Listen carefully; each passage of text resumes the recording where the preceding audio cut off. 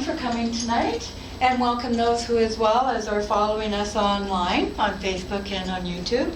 And tonight we're going to be talking about chronic stress and adrenal fatigue. But first I have a bit of housekeeping slides that we do at the beginning. And so the meeting structure tonight, we're changing this because our format was different in the previous year, so now I'm shortening the presentation one down to 20-30 minutes if I can. And so we'll try and keep online. Then we have more time here for sharing circle afterwards, which we do not record. So introductions for our group here. For our support group, I started this up in November 2016. My name is Deb Angus.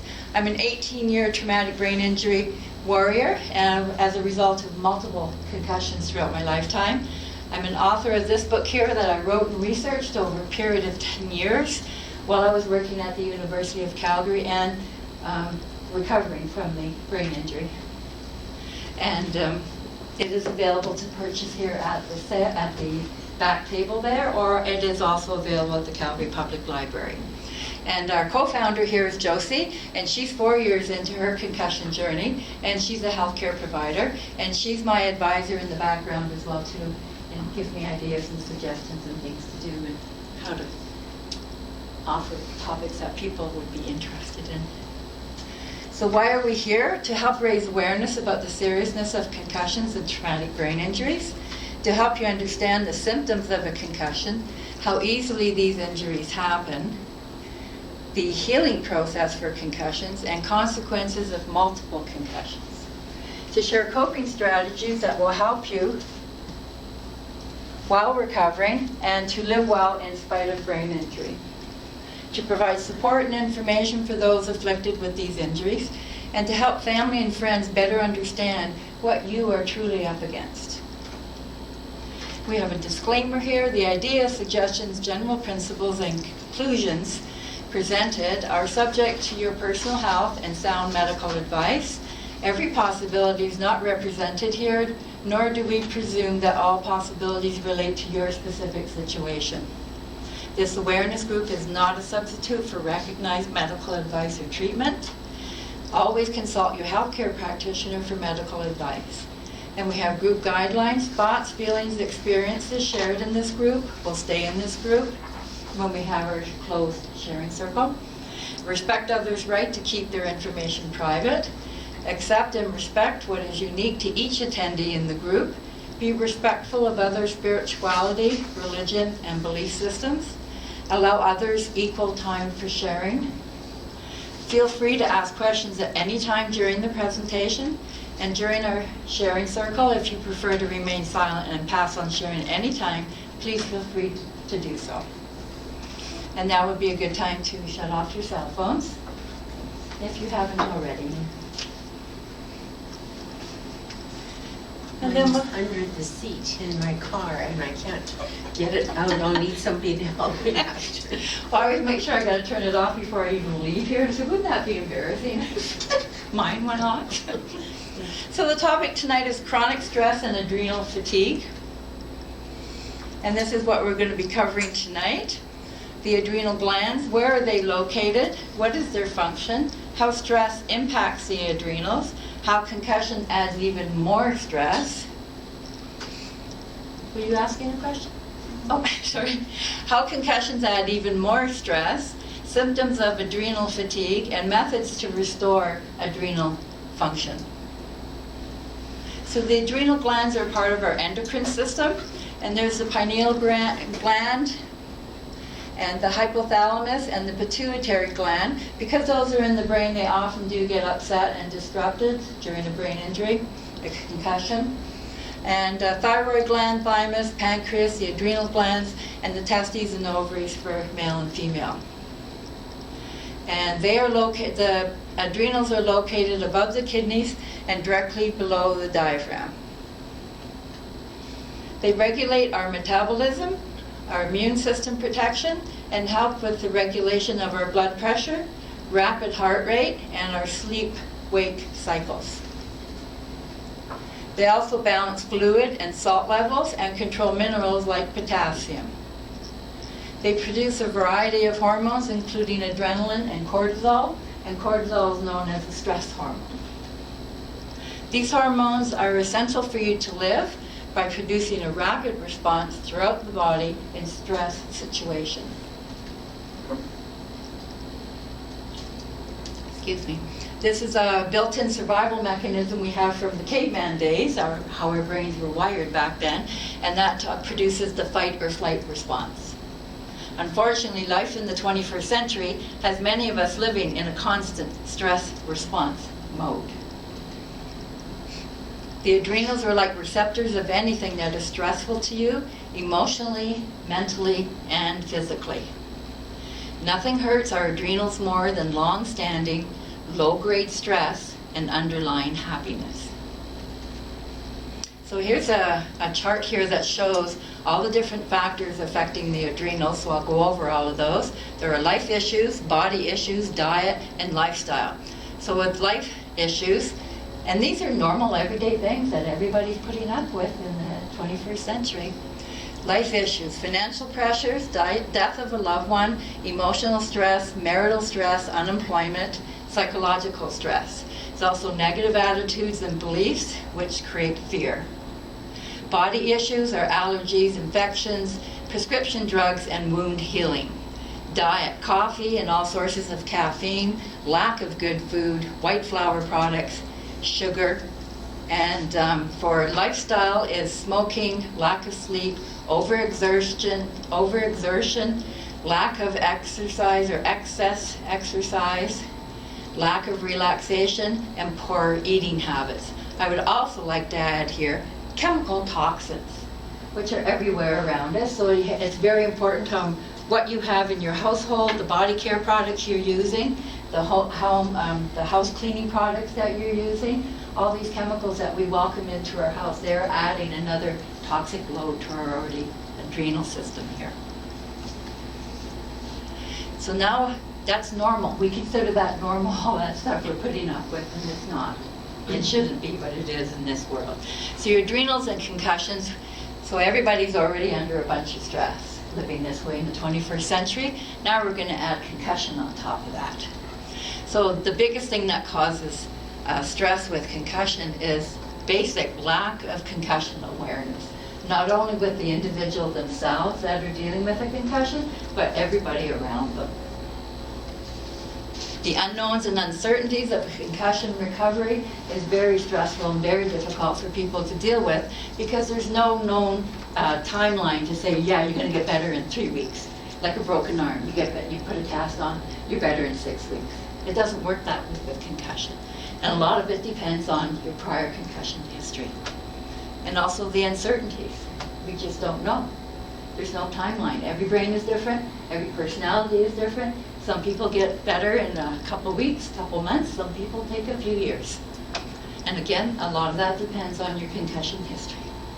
If you've had any prior concussions before the last one that is affecting you now. Unreliable and fluctuating capabilities. This is an interesting one because I remember when I first started dealing with this, why can I do this one day and I can't do it the next day? Or why can I do it in the morning but I can't do it in the afternoon? And it was very stressful. Keeping track of your symptoms, because you should be documenting them so you can adequately report them to your family doctor.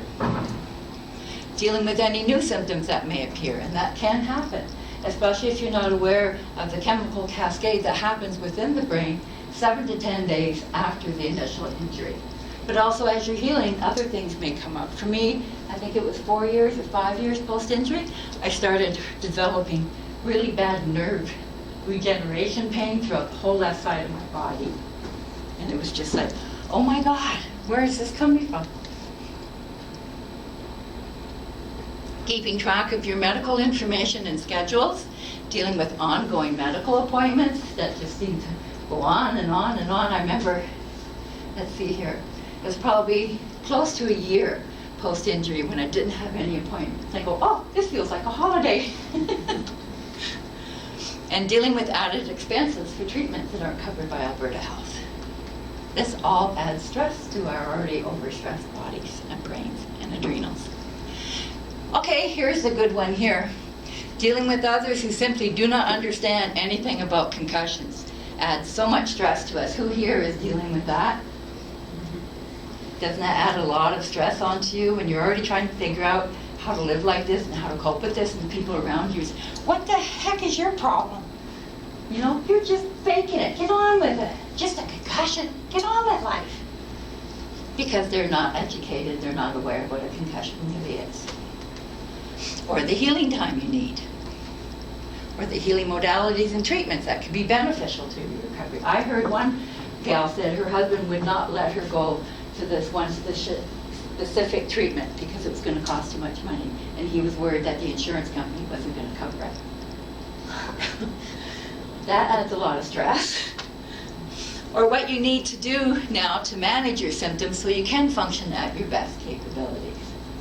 And a lot of time family members, and if you have children, co-workers, if you're still working, your boss, you know, they just don't understand. How come you're not functioning the way you normally do?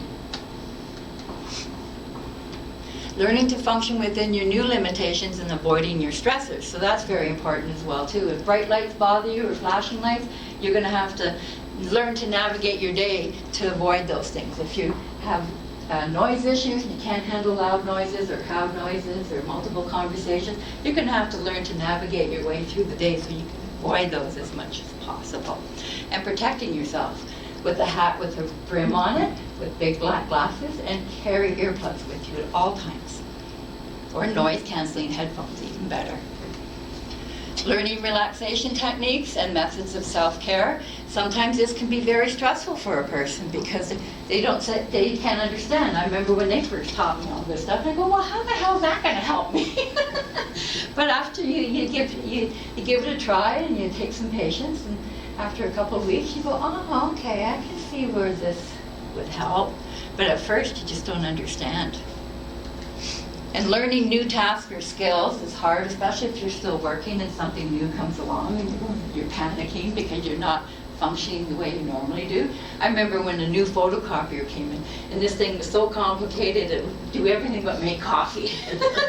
And I was freaking out because they told us like 2 months ahead of time it was coming.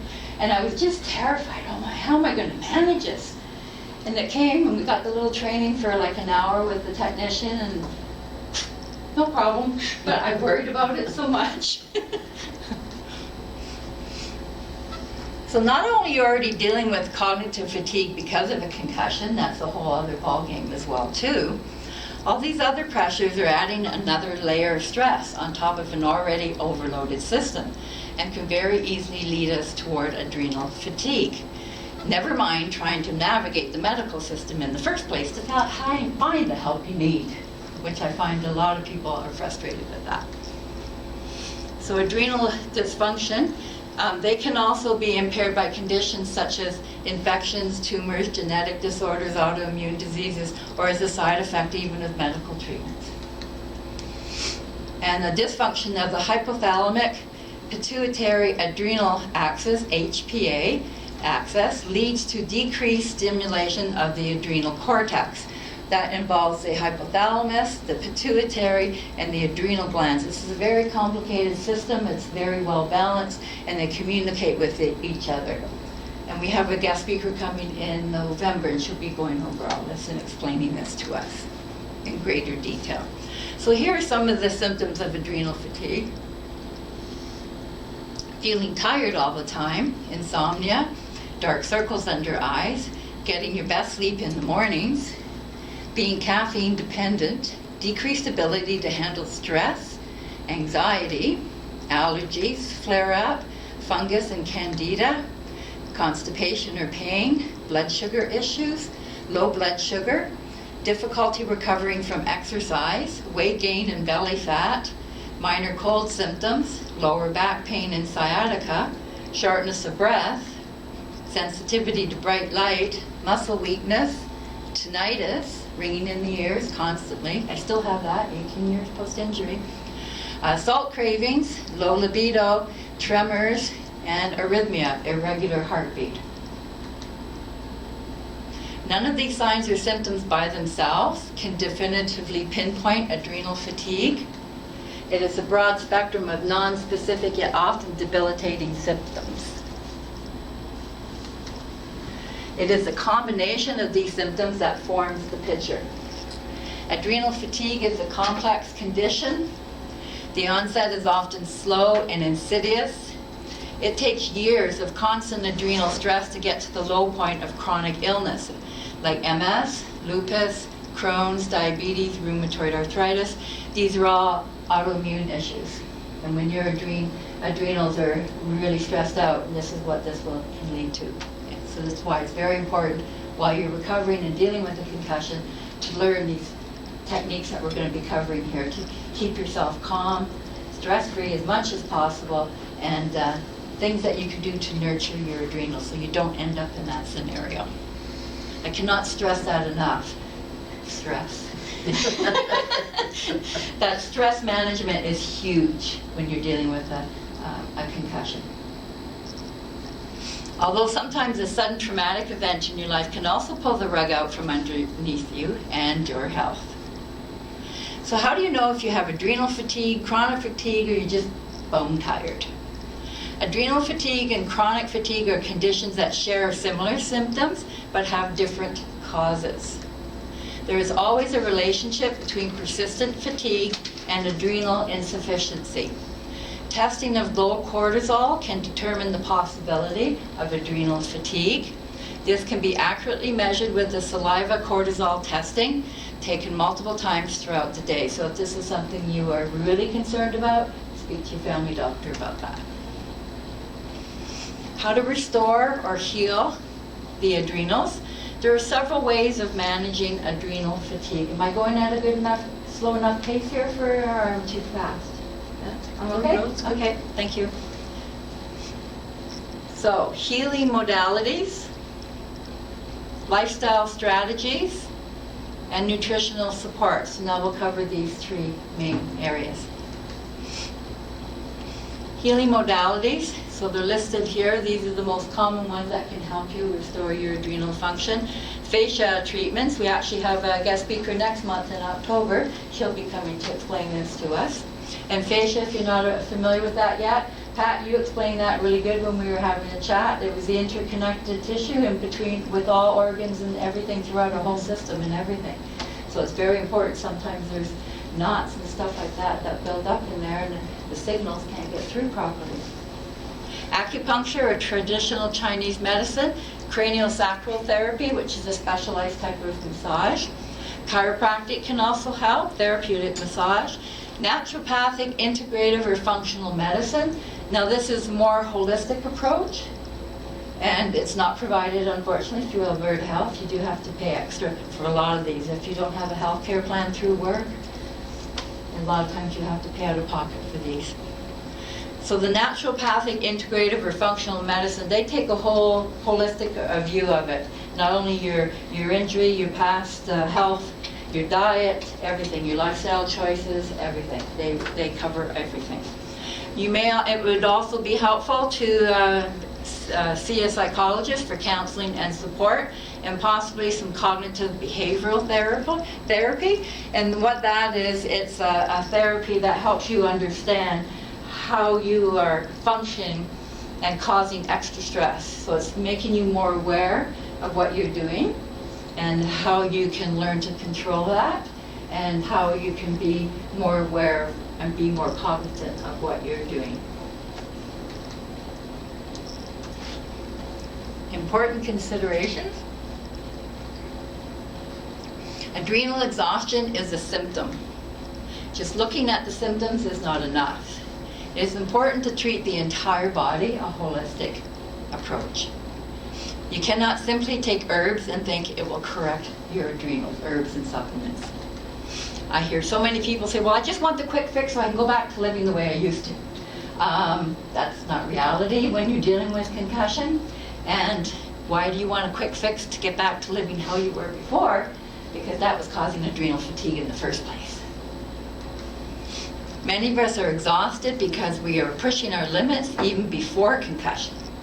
And now it is amplified with the added stress of living with and healing from a concussion. You need to get back to living a balanced life. Get back. Some of us have never had that. You have to learn how to live a balanced life and look at what you need to change in order to do that. It is not enough to say you need more rest. People still need to pay the bills and look after their families. We need to find a better balance in our lives.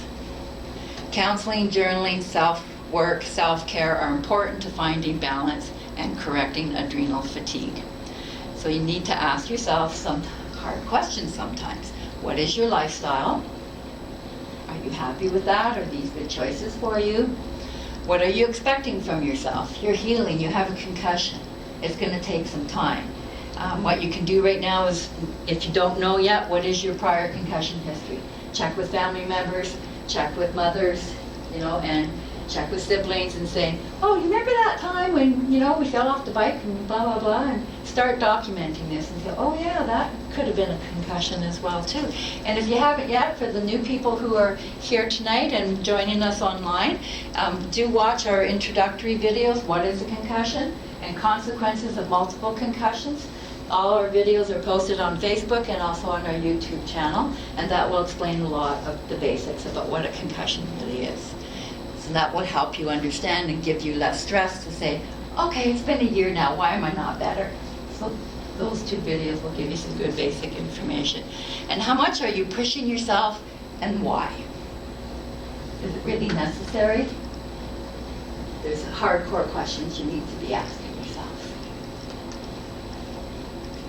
There's also lifestyle management strategies. So journal your stressful situations to recognize patterns and learn to break free from them. This is not easy work, this takes time. I remember when I started developing nerve pain on the left side of my face, and I couldn't figure out what was causing it, so I started keeping a journal, a symptom journal and a pain journal every day. And I would say, okay, I had pain this part of my body, and it was on a pain scale of 1 to 10, and I was at work, and it was this time. And so after about 2 weeks, I started noticing a pattern. The pain only happened when I was at work. When I was at home on the weekends or away for a few days, I didn't have the pain. So that helped me focus in, okay, there's something in my workplace that's causing this. And it took me 8 months to figure out it was women's perfume, the chemicals. Yeah. So this is very important, though. You can't figure that out unless you're journaling.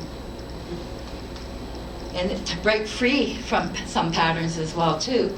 Sometimes it could be just in your household as well, too. What do they call that? Division of labor. Things got to change. When you're healing from a concussion, you can't be doing 110 things in a day anymore. A lot of times we can do 2 or 3 things. Make a list. If you want to do 10 things, you're lucky if you get 2 or 3 of them done. And you get tired, you have to rest. You're healing. If you had a broken foot and you had a cast in there, would everybody expect you to be running around? No. Just because this is a non-visible injury, it makes it difficult for others around you to understand. And then we're sitting there and we're like, I'm so tired. Why is everybody yelling at me? It's so difficult. Sleep in proper darkness, and preferably no electronics in the room at all. Complete darkness as much as possible, and in a quiet environment. Wear earplugs if you have to, I do. And ideally for 8 to 9 hours nightly. It's not reality for me, I don't know about anybody else, but that is a good goal to attain to. Initially when you are first injured though, I was sleeping a lot, like probably 12 hours a night, because my brain was healing. Manage stress with massage, meditation, mindfulness, Epsom salt baths, being in nature, acupressure for stress relief, and listening to 432 Hertz music. And learn to laugh as much as possible, especially at yourself. Yes? Why 432 hertz? Why that frequency? These were covered in our 3-part coping strategy series, and our videos are up on Facebook and YouTube. Okay. And I'm quite passionate about 432 Hertz music. It resonates with the vibration of the earth. So it's very calming for us. And it's like when you go out for grounding as well, too, with bare feet on the ground and that, it just grounds you. Especially when we've got so much technology and electronics around us. Sometimes we just need a good grounding. Okay, thanks. But 432 changed my life. So those are posted up on our videos. There are a 3-part series there, and there's a lot of coping strategies and ideas and suggestions in there as well too. And it's good to sit down and watch that with your family members so they can understand what you're doing. Because they'll say, what the hell are you doing that for? because it works. It helps me. More lifestyle management strategies. Learn techniques to counter the stress response as much as possible. As I said earlier, I cannot stress this enough. We have to learn we have to learn better stress management techniques. The first one is the relaxation response. And I learned that during rehab at the Foothills. And there was an autogenic script there. And so she walked me through that, and I was laying down on the table with pillows fully supported, and she just walked me through this script about relaxing your body from, different muscle groups and everything. When she was done, I couldn't move. I was 2 years post-injury. That's how much stress I was under. I could not move a muscle when she was done because my body didn't know how to relax anymore, and that's what that will do for you. It's not a quick fix. This is something you have to do every day. You get in a habit. This is your new way of living to take care of yourself properly. So there's deep breathing, guided relaxation meditations. You can find all this kind of stuff on YouTube or Spotify, whatever you're used to using to find this kind of stuff. Mindfulness and autogenic relaxation, that's that script. And physical activity, low intensity exercise that does not cause any more exhaustion. So such as walking, yoga, tai chi, swimming, and biking. You're not going to want to go out and do a marathon or climb mountains or anything like that. You have to do things nice and calm and gentle. And social support, friends, co-workers, relatives, spouses, and companions can all provide life-enhancing social network, and that helps take the stress off you when you have people that you can talk to, people you can rely on, people who understand what you're going through, instead of bickering at you all the time and adding more stress to you. Managing your energy. So we have to learn sleep hygiene, pacing, taking brain breaks when needed, switch to less cognitive demanding tasks. All that is explained in those 3-part videos there that we talked about earlier. And practicing self-care. This is hard. It seems to be hard for a lot of people, especially women, because we're the nurturers. We're used to taking care of other people. We're not used to taking care of ourselves. I didn't have that problem. I jumped right into this.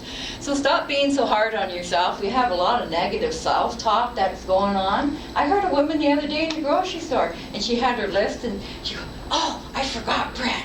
What is it with me?" And I'm just like, we are so hard on ourselves. Setting goals helps as well too, so you're not just stuck here and you say, "Oh yeah, maybe I would like to try this sometime." So that gives you something to look forward to as well too, instead of being here all the time and saying everything's so hard. Just try something else. That's a little goal. And that's all covered in our other videos online as well too. And spending time in nature is very healing, very stress relieving as well too. Learning new hobbies and doing positive affirmations. You can get CDs and things online as well too, and it's just you're laying there and watching or listening, and it's just somebody saying these positive things, because we always have so much negative talk going on. So these are other things too, and I have provided handouts for these, but we have covered these in our earlier sessions. Size really does matter when you're dealing with a concussion, because the average person has their battery packed about 12 to 15 hours a day. When you're dealing with an injured brain, you're lucky if you have 4 functional hours. And you have to learn to work smart with those 4 hours. So that's where the pacing comes into play, and the spoon theory and all this kind of stuff. That's all under the Coping Strategies video series. And it's important for people around you to understand that as well too. If you're used to getting in the car and going away for the weekend and doing this and doing that, well, just the drive to wherever you're going is going to exhaust you. And you need more rest. And then the 5 areas of therapeutic self-care, that's on the handout. Both of these charts are on one page. There's physical self-care, spiritual self-care, people support, mental and emotional self-care, and lifestyle. And the goal for all this self-care is to feel vital and balanced and free from depression, anxiety, and adding more stress. As well too, these are online with YouTube. And this one here is adrenal fatigue treatment sound therapy. And the other one is low frequency music to release stress and tension, let it go and relax. So these are just things that you can listen to under headphones laying there, and you just learn a different frequency in a different way. You need to time out every now and then. You just can't lay there and watch TV and say, yeah, I'm resting. That's not going to work. You need a total timeout. So the links for these are provided in our references at the end here. Or you can just go online and search for them. So then we come to nutritional support. And again, this was all heavily stressed into our coping strategies videos. Avoid or minimize alcohol, recreation drugs, caffeine, junk food, processed foods, all sugars, glucose, high fructose corn syrup, and artificial sweeteners. Eat regular meals with good protein, good quality fats and whole grains. Eat high amounts of fresh fruits and vegetables. Include foods high in vitamin C, the B vitamins, especially B5 and B6, and magnesium to help support your adrenals. And that's not the end-all be-all. You have to combine it with all of this stuff. Green juicing and smoothies are very helpful as well too for adrenal support. And stay well hydrated with water. And again, these were all covered under our 3-part coping strategy series there. So you have a bit of homework, sit down and watch those ones and note the techniques that you want to try first. So when the world isn't the way you think it should be, that creates fear. And when you have fear, the body tenses up. We can shut down that response by leaning towards what can I do now to help myself? And we just outlined those 3 different areas of things that you can be doing in your life to help support your adrenals. If you can't change a situation, change your perception of it. Remember, most of your stress comes from the way you respond, not the way life is. Yesterday is history, tomorrow is a mystery, today is a gift. That's why it's called the present. Be here now. Don't worry about what you used to do in the past. Don't worry about what's going to happen in the future. It's not here yet. Stay with today and deal with what you're dealing with today. Instead of focusing on a to-do list, we should start our want-to-be list. So we want to be more happy, more calm, loving, healthy, and awesome. I want to add freaking awesome. So these are the links and resources that I used to put together this presentation here. And they are all provided. When I post up the video, I'll put the links on there so you can view the videos when they go online. You can click on those links. Especially on the YouTube one, I know I can do it, and I'll see if I can do it on the Facebook one. They're fairly limited with what you can do. So I just went through a lot of information here to compile this presentation.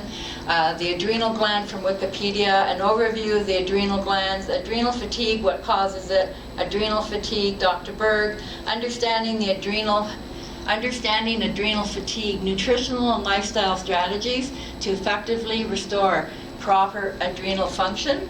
And this was published in the journal in January 2019, the Nutritional Perspectives. It's a journal of the Council on Nutrition of the American Chiropractic Association. It was written by Bob Kariatsumari. He's actually a chiropractor here in Calgary, and I'm going to hope to invite him to come speak with us. He's actually the chiropractor I've been seeing. Understanding the stress response, how stress affects your adrenal health and what to do about it, adrenal fatigue and how to overcome it, acupressure for stress relief, meditation, a simple, fast way to reduce stress, adrenal fatigue, sound treatment, sound therapy, those are the ones on YouTube, there are links there. Super low frequency music, release stress and tension. And the autoimmune epidemic, which explains why it's so important to get your adrenals healthy and functioning properly and not under stress all the time, because then you're going to be opening up Pandora's box with autoimmune issues, and you don't want to go there. And the Juice Ladies remedies for stress and adrenal fatigue. And these are not available at the Calgary Public Library, but they are available on Amazon, if you'd like to check those out. So the upcoming meetings, we meet the last Friday of every month from September to May, but not December. And our next meeting is Friday, October the 25th, and we have a guest speaker coming, Simone Forche, and she will be talking to us about fascia, the adrenals, and concussion recovery. And in upcoming topics and guest speakers, HPA access and how acupuncture can assist. And that's starting in November. She's doing a 3-part series, so that'll take us up to January and February. And then cranial sacral therapy, I'm hoping to get a speaker in for that one. And again, getting Dr. Bob in here to talk to us about nutritional and lifestyle strategies. So keep my fingers crossed. I can get that one in here. So we do have flyers back there for our upcoming meetings, so you can pick one up and pass along, or as a reminder for yourself for next month if you'd like, if you're interested in that topic and hearing what Simone has to say. And you can also click on our event for her, and you can click on her website and find out a whole lot more about her. She's quite an impressive lady. I met her in 2014 at the publishing group where we did our book. And we lost touch with each other, and I saw her on the news last month, and I said, well, we're friends on Facebook, but I couldn't remember where I met you from, because as I explained earlier, there's been a lot of stuff going on. And so I explained that this is the theme topic that we're doing this year, and she said, oh, I'd love to come talk to your group. So she's quite an interesting lady as well, too. You'll love this session. And so you can also visit and like our Facebook page so you can keep up to date on meetings, pertinent articles, events, and general information. Oh, as well too, I forgot that part there, is if you prefer to receive a flyer electronically for our future meetings, or if you're not on Facebook, you normally just follow us on Facebook and see our events, you can sign up there and we can send them out to you once in a while. We don't do a lot of emails. Questions or comments? We're all good? And then we'll go into our sharing circle, and I'll turn the camera off.